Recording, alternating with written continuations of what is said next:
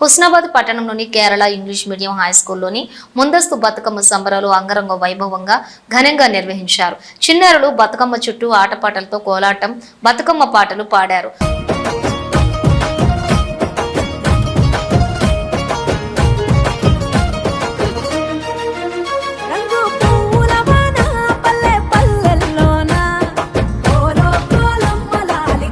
ఉయ్యాల తడిసి నేలమ్మ నిండుగా ముత్తైదువయ్యే